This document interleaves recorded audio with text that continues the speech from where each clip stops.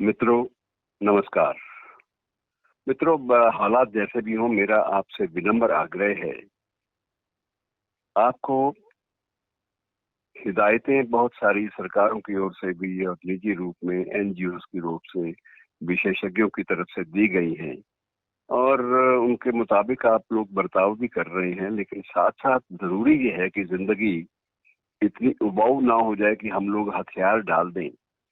ज़िंदगी के जो दूसरे पहलू हैं, उन पर भी नज़रसानी करते रहिए। आज मित्रों 23 अप्रैल का दिन है और 23 अप्रैल का दिन 2 कारणों से जो किताबों की दुनिया है और लेखन की दुनिया है, दोनों में याद किया जाता है। आज मित्रों विश्व पुस्तक दिवस है। ये भी एक दुनिया भर में मनाया जाने वाला दिवस है। अगर ये कोरोना का प्रकोप ना होता तो निश्चित रूप से आज ब्रिटेन में, जहाँ पहली बार विश्व पुस्तक दिवस की शुरुआत हुई थी, वहां भी और बाकी अन्य देशों में भी आज ये बड़े स्तर पर मनाया जाता। गुलजार की भी वो नस्म जो है वही बार बार दोहराई जाती, किताबें झांकती हैं बंद अलमारी के शीशों से, और ये सिलसिला काफी लंबा चलता। मित्रों, ये जो दिवस है विश्व पुस्तक दिवस, ये स्पेनिश राइटर एक एंड्रेस है, क्लाउड एंड्रेस, तो उनकी स्मृति के साथ जुड़ा हुआ है। आज के दिन ही ये लेखक जो है ये दिवंगत हुआ था, और साथ ही इसी दिन को विश्व कॉपीराइट दिवस के रूप में भी बनाया जाता है। ये दो बातें तो मित्रों हो गई विश्व पुस्तक दिवस के बारे में। अब ज्यादा जो पुस्तकें हैं, जिसकी पुस्तकों से वाबस्ता दुनिया रही है, दुनिया का रंग मंच रहा है, उनकी तरफ भी नजर दौड़ा लें, और मेरी मुराद है विलियम शेक्सपियर से। शेक्सपियर का जन्म मित्रों आज के दिन 23 अप्रैल 1564 को हुआ था, और मृत्यु जो है वो भी, ये भी अजब संयोग है कि इसी दिन 1616 में, अर्थात 52 वर्ष की उम्र में उनकी मृत्यु हो गई थी। और इस छोटी सी अवधि में उसने 30 नाटक लिखे और 154 जो कविताएं हैं उनकी भी रचना की। और विलियम का जन्म जब हुआ था मित्रों, ये भी एक संयोग ही है, या इसे दैव योग कहिए या दुर्योग कहिए, कि जब इसका जन्म हुआ था तो कुछ वर्षों बाद ही वहाँ इंग्लैंड में प्लेग की महामारी में हजारों लोग मारे गए थे, और शेक्सपियर के छोटे भाई बहन भी इसी प्लेग से ही उन्होंने अपनी जिसको अपना शरीर अपना खो दिया था। शेक्सपियर के पिता मित्रों चमड़े के दस्ताने बनाने का काम करते थे, और एक सुनी सुनाई बात यह है, जिसकी तस्दीक तो नहीं होती, लेकिन यह है कि एक वक्त में शेक्सपियर ने भी कसाई का काम किया था। ये पारिवारिक धंधा था, और उसके बाद उसने ये धंधा छोड़कर अपनी जो है ना जिंदगी वो पढ़ने लिखने की ओर लगा दी। और एक ऐसे माहौल में मित्रों, ये वो दिन थे जब शेक्सपियर के वक्त में इंग्लैंड में 10 व्यक्तियों में से केवल एक पढ़ा लिखा होता था, अर्थात सिर्फ 10% लोग ही पढ़े लिखे थे। ये उन दिनों की बात है जब शेक्सपियर ने ऐसे नाटक लिखे जिसका आनंद सभी वर्ग ले सकते थे। उसमें एलीट क्लास भी उसको पसंद करती थी, और कॉमनर्स जो थे, आम आदमी, वो भी इससे जुड़ गए थे। और ये परंपरा जो है जो बाद में शुरू हुई, आप ये अंदाजा लगाइए कि इन फिल्मों की परंपरा, नाटकों की परंपरा से बात शुरू हुई थी, और उसके बाद ये चार्ली चैपलिन से आरंभ होकर राज कपूर, ऋषिकेश मुखर्जी और राजकुमार हिरानी तक जा पहुंची।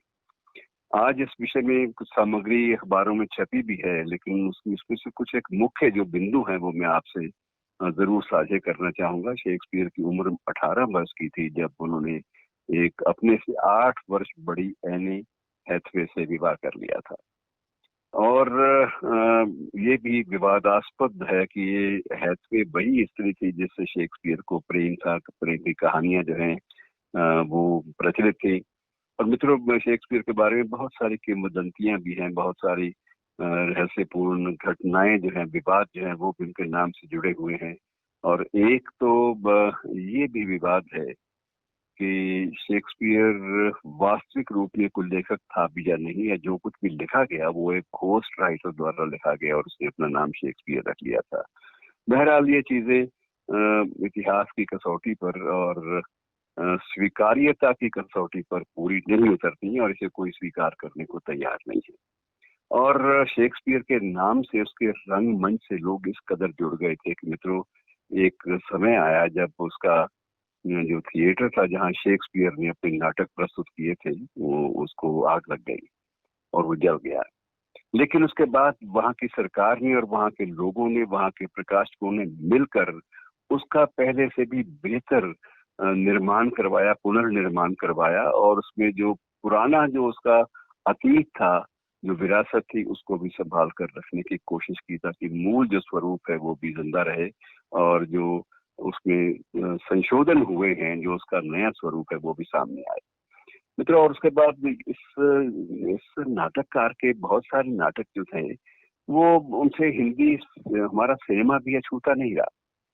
किशोर साहू ने हैमलेट बनाई थी, और विशाल भारद्वाज ने मैकबेथ से प्रेरणा लेकर मकबूल बनाई थी, और इस तरह से हैमलेट से प्रेरित होकर हैदर भी बनी, ओथेलो से प्रेरित होकर ओंकारा बनी, और अ, बहुत सारे ऐसे उसके नाटक हैं जिनकी जिक्र जिनका होता रहता है। शेक्सपियर के नाटकों को दो वर्गों में बांटा जाता है, एक उसमें कॉमेडीज है और दूसरे में ट्रेजेडीज है। तो कॉमेडी ऑफ एरर्स जो थी, उससे प्रेरित भी दो फिल्में बनी थी हमारे यहाँ, दो दूनी चार और अंगूर। और ये मित्रों इतना लोकप्रिय लेखक था, इतना लोकप्रिय था कि उसके इतिहास के जो प्रेरित नाटक थे, उनसे प्रेरणा लेकर टी.एस. एलियट ने मर्डर इन कैथेड्रल भी लिखी थी।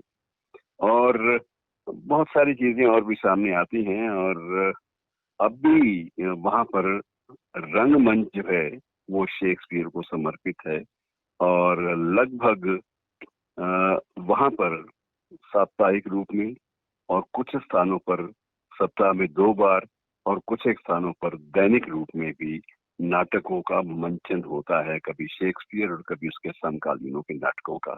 तो इतने बड़े लेखक को मित्रों याद कर लेना ये भी बहुत जरूरी होता है, और उन चीजों को याद करते रहेंगे तो मित्रों हमारी एनर्जी बनी रहेगी, हमारा जो एक जो ऊर्जा का तो है हमारे बीच में, वो बना रहेगा, ताकि हम लोग इस वर्तमान संकट से मुकाबला कर सकें और जिंदगी में पॉजिटिविटी, सकारात्मकता का जो रुख है वो बनाए रख सके। वरना मित्रों आज के हालात में जब आप किसी के दुख में दुखी नहीं हो सकते, किसी के सुख में भी आप सेलिब्रेट नहीं कर सकते, ये स्थितियां ऐसी हैं, ऐसी स्थिति में सामान्य जिंदगी जीना, नॉर्मल लाइफ जीना मित्रों बहुत मुश्किल है। और मेरा आप सबसे विनम्र आग्रह है, किसी भी ढब अपने आसपास कला, साहित्य, किताबें, इनसे जुड़े रहिए। इनसे जुड़े रहने से आपकी ऊर्जा बनी रहेगी, और आपकी जो जिजीविषा है, संघर्ष करने की जो क्षमता है, जो लड़ने की क्षमता है हालात से, और कोरोना जैसे मायावी वायरस से लड़ने की जो क्षमता है वो बढ़ेगी। शुक्रिया मित्रों, नमस्कार। आज इतना ही, और कल फिर नए विषय के साथ।